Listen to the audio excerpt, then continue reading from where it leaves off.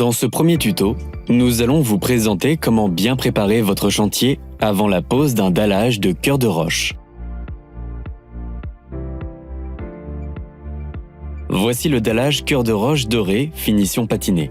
Ainsi, la surface et les arêtes du dallage ont un aspect usé.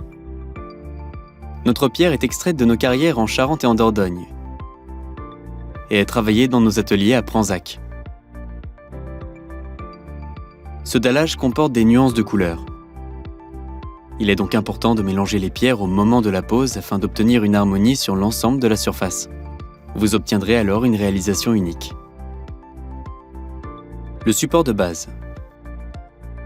Le support de base doit être sain et propre et ne pas présenter de défauts majeurs. Sinon, procédez à un ragréage.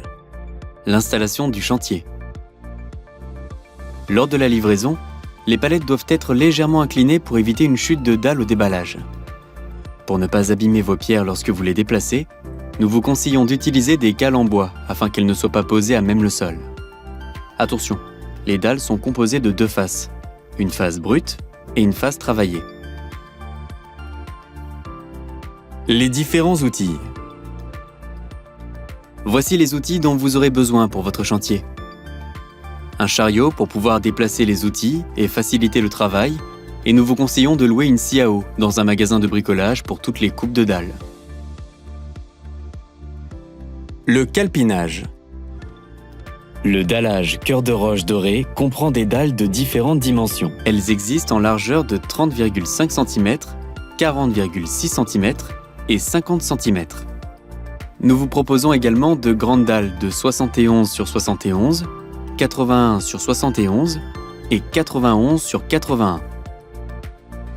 Ces grandes dalles peuvent être posées dans les deux sens, en fonction de la largeur de bande. Avec toutes ces dimensions et les nuances de teinte, vous pouvez ainsi personnaliser votre dallage à l'infini. Prendre un bon départ. Dans notre exemple, nous avons choisi de démarrer dans un coin de la pièce le long du mur pour des raisons pratiques.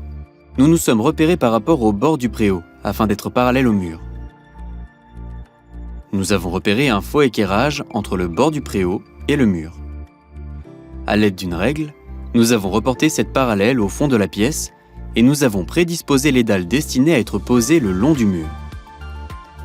Nous les avons collées contre la règle, puis nous avons mesuré l'écart avec le mur pour pouvoir la reporter sur les carreaux et ainsi matérialiser le faux équerrage.